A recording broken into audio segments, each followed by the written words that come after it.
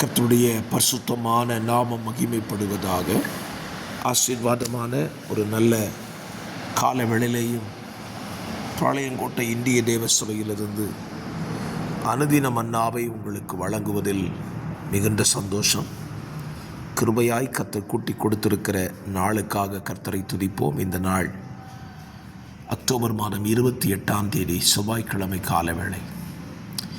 இந்த காலவேளையிலேயும் நம்முடைய தியானத்திற்காக 2 சாமுவேல் 7ஆம் அதிகாரத்தை வாசித்து தியானியுங்கள். 29 வசனங்களை உள்ளடக்கின ஒரு வேத பகுதி. இந்த அதிகாரம் நமக்கு தெரிவிக்கிற காரியம், தாவீது அரசாட்சிக்கு வந்த பிற்பாடு தேவனுக்கென்று ஒரு ஆலயத்தை கட்ட ஆசை கொண்டு அதற்கான முயற்சியில் அவன் எடுக்கும்போது கர்த்தர் அவனோடு பேசினதான வார்த்தைகள் இந்த அதிகாரத்தில் அதிகம் இடம்பெற்றிருக்கின்றன. இந்த காலை சிந்தைக்காக நான் ஒரு வசனத்தை உங்களுக்காக வாசிக்க விரும்புகிறேன். 2ஆம் வசனம். ராஜா தீர்க்கதரிசியாகிய நாத்தானை நோக்கி, பாரும், கேதுரு மரங்களால் செய்யப்பட்ட வீட்டிலே நான் வாசம் பண்ணும்போது தேவனுடைய பெட்டி திரைகளின் நடுவே வாசமாய் இருக்கிறதே என்றான். ஒரு அருமையான வசனம். தாவீதை கர்த்தர் ஆடுகளுக்கு பின்னாக அலைந்த அவனை தெரிந்து கொண்டு அவனை அபிஷேகித்து அவனை சமஸ்த இஸ்ரவேலின் மேல் ராஜாவாக அமர்த்துகிறார். வனாந்திரத்தில் தங்கினவன் இப்பொழுதோ கேதுரு மரப்பலகைகளால் செய்யப்பட்ட பெரிய அரண்மனையிலே அவன் வாழ்கிறான். அவனுக்கு அப்படிப்பட்ட ஒரு வாழ்க்கையை கர்த்தர் கொடுத்தார்.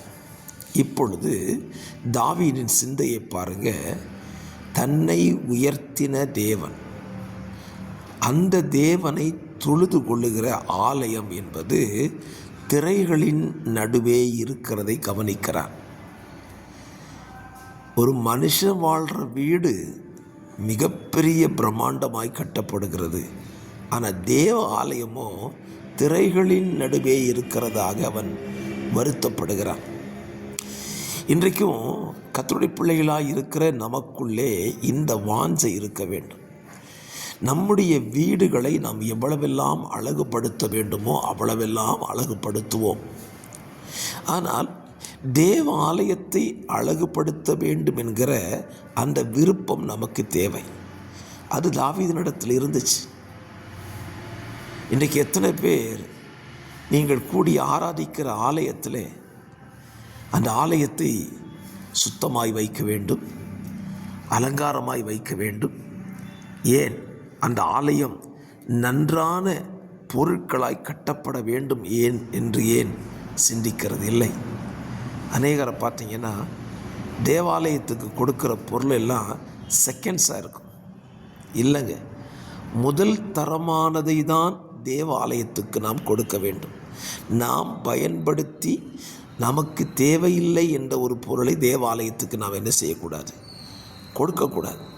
அதில் கர்த்தர் பிரியப்படவும் மாட்டார். அது நமக்கு ஆசீர்வாதமாக இருக்காது. இன்றைக்கு பலருடைய மனநிலை அதுதான் இருக்கிறது. நான் சொல்லுவேன், தாவீதை கர்த்தர் வாழ வைத்த பொழுது தாவீது தேவனுடைய ஆலயம் 2ஆம் தரமான பொருட்களால் கட்டப்படட்டும் என்று நினைக்கல. அவன் சொல்லுகிறான், தேவனுக்கென்று ஒரு சிறந்த ஆலயத்தை கட்டுவேன். ஆகவே இந்த காலவெளியில் உங்கள் கவனம் எல்லாம் தேவன் உங்களுக்கு தந்த ஆலயத்தை குறித்த கவனத்தை செலுத்துங்கள்.